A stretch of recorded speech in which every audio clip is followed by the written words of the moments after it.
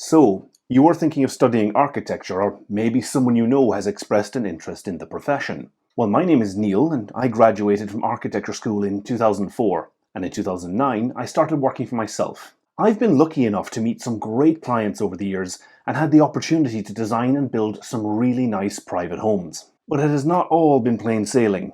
Being an architect is not an easy job. One of the most popular videos on my channel is called Do I Regret Being an Architect? If you haven't seen the video, I've put a link in the description, but to summarize it, I look at how my career developed and whether I would encourage my two boys to follow my footsteps. The short answer is no, but it's complicated. The comments section of that video has attracted a lot of people who either dropped out of architecture or who wished they had. Architecture schools are under scrutiny like never before, and the profession is demanding changes to how students are educated. If you are considering studying architecture right now, just know that architecture is going through a serious rethink about how we teach the next generation. So I want to spill the tea and give you guys some real-world insight before you commit to this profession. Let me know at the end if you still want to be an architect. Because I'm based in the UK, most of my information will relate to this country, but from my experience, the profession seems to have many of the same issues in other countries as well.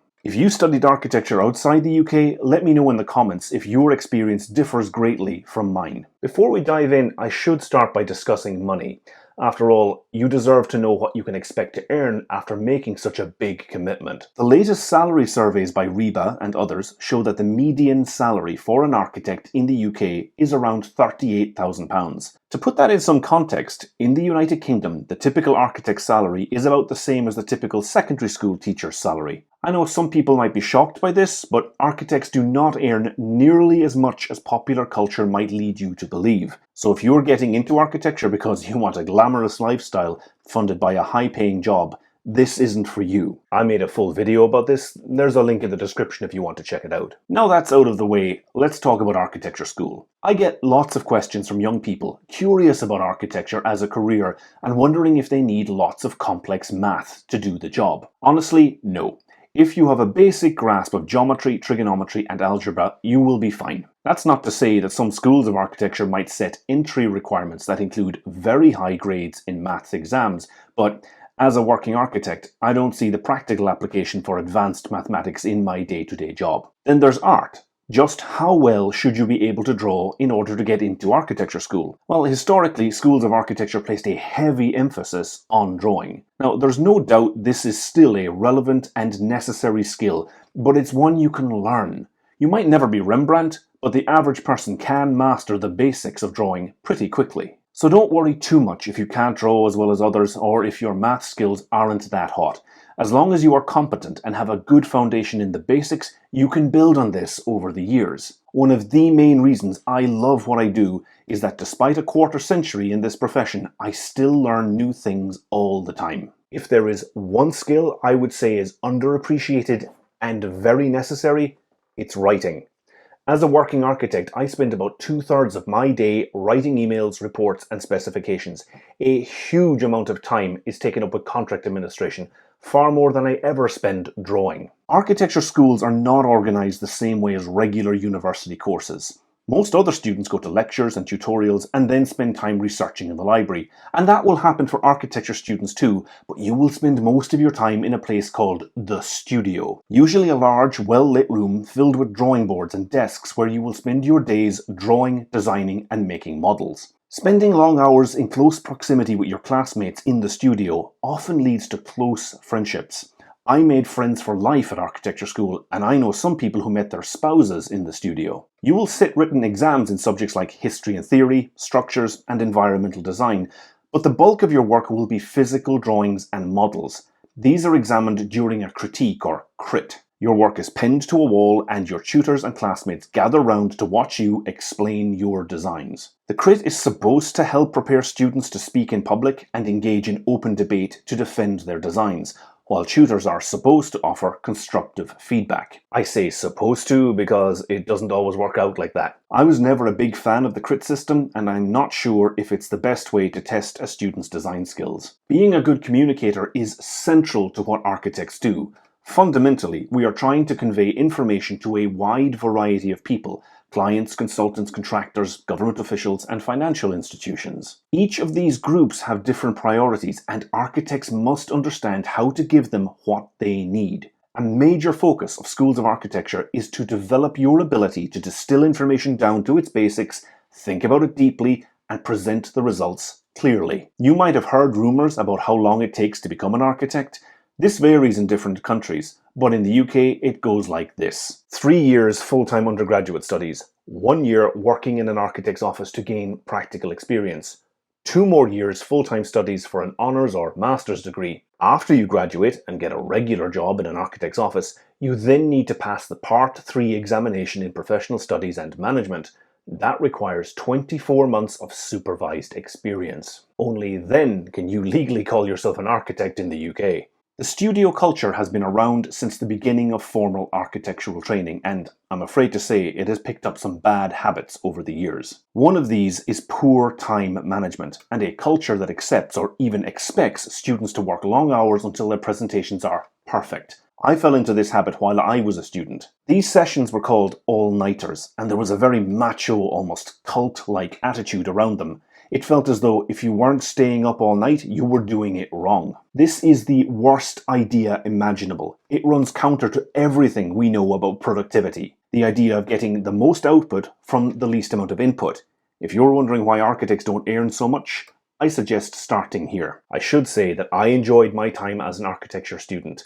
Of all my days in formal education, they were by far the best, but architecture schools have major issues which we are only now starting to talk about. This was brought to light in 2022 by a report on the Bartlett School of Architecture, which is part of University College London. There had been rumours of a toxic environment in the Bartlett, and the report confirmed this in shocking detail. The report is 120 pages long. It mentions bullying 44 times, harassment 43 times, pressure 17 times, discrimination 15 times, gaslighting 14 times, threats or threatening behaviour 10 times, assault is mentioned 6 times, PTSD, anxiety and depression also appear. The report notes claims of misconduct and inappropriate relationships between staff and students, including accusations of grooming. It also mentions staff screaming and shouting at students, as well as instances of tutors mocking students and telling them they didn't deserve to be there and should drop out. The Bartlett report lifts the lid on truly awful behaviour.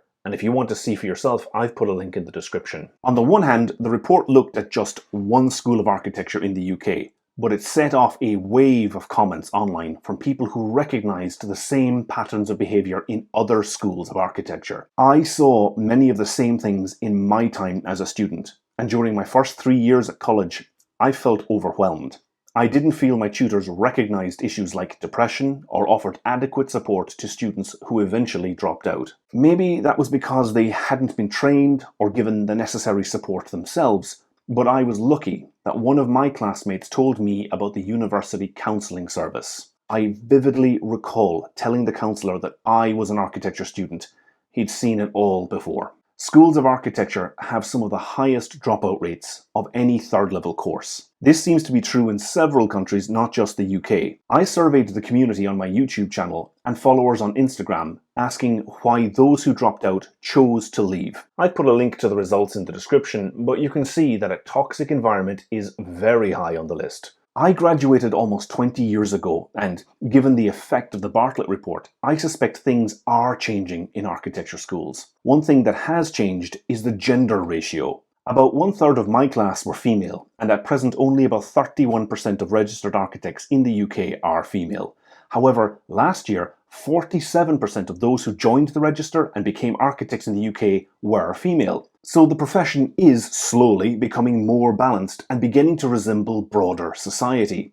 Architects make buildings for everyone, not just straight white middle-class guys, and I've always thought we would do better as a profession if we recruited from as broad a pool as possible. On that note, one piece of advice for architecture students is to make friends with people who are not studying architecture, whether it's by sharing accommodation with people on other courses, joining a club at university, or getting a job while you study. The studio system can be insular. We can cut ourselves off from wider university society, and it doesn't do students any favours.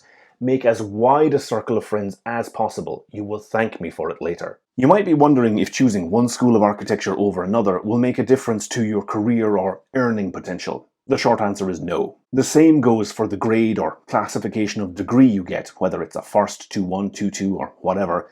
Unless you want to pursue a career in academia, it won't matter in the long run. I know that will be controversial to some people, but I don't see the evidence to back up the idea that graduates of supposedly elite institutions or those with higher academic honours have better careers over the long term. What does make an impact on the career and earning potential of an architect is their ability to get things built. The hard truth of practice, at least in the UK, is that we get paid for implementation, not for inspiration. Okay, I might be straying into the world after graduation, but bear with me because I think architecture schools need to address this. Presenting great drawings or models is all fine and well, but knowing how to get the design through the planning system, comply with the building regulations, ensure it meets the budget, and that a suitable contractor can be found to build it, then manage the construction contract on site, these are the core competencies of a working architect today. I'm not the first to point out that my own School of Architecture and many others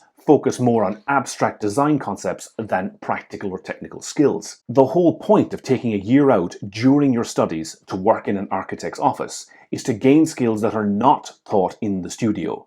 This continues after graduation because getting registered in the UK and elsewhere requires time spent working under the supervision of an experienced architect. Despite requiring 5 years of full-time study, most schools of architecture deliberately do not teach skills relevant to the workplace. The traditional approach has been to leave it to employers to equip graduates with those skills. It's also worth noting one simple fact about the architecture profession in the UK. Over the years, I've seen various surveys showing that between 40 and 50% of UK architects run their own practice, either as a sole practitioner like me or in partnership with other architects. But surveys are just a snapshot, a moment in time.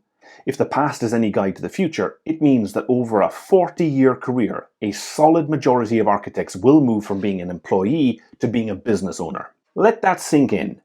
We don't usually think of ourselves as being entrepreneurial, but architects have very high rates of self-employment compared to other professionals. It is my opinion that we have not embraced this, and many of us focus on designing buildings while hoping the money will sort itself out. In a lot of cases, it doesn't. And I think the root cause of this attitude is the culture and academic priorities of architecture schools. Given it takes 5 years of full-time study, I really think we should devote at least one of those years to something like an MBA. Knowing the majority of graduates will likely end up running a business, it should not be left until the Part 3 exam, when the candidate is already working full-time, to begin learning about fee structures, taxation, employment law, and the other things necessary for running a business. If you are in secondary school right now and are considering architecture because you're good at art, design, or drawing, that's great.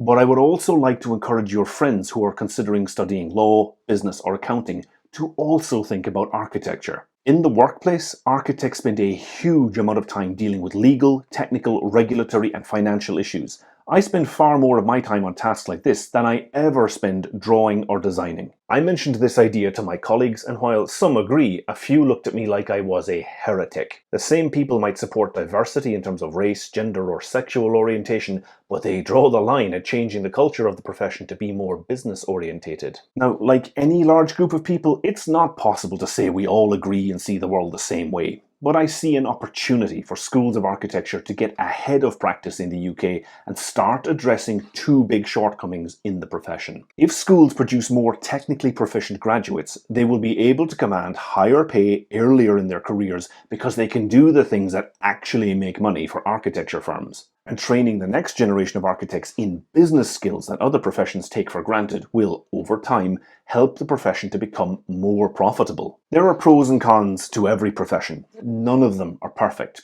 Just ask any junior doctor at the end of a late-night shift, or a criminal defense lawyer representing a sociopathic client, or a probationary teacher losing control of a class full of kids. This profession has given me a broad education, a sense of identity, and the ability to earn a living while expressing my creativity, all while continuing to learn new skills as I work. Getting here from my first year in architecture school took 25 years, many of them very difficult, but I think it's been worth it. I love this profession and I want it to adapt, thrive, and offer more people the same opportunities I benefited from. It won't get there quickly or without embracing cultural change at the heart of its educational system. My name is Neil, and I regularly make videos about the reality of altering and extending private homes, as well as topics affecting the construction industry and the architecture profession.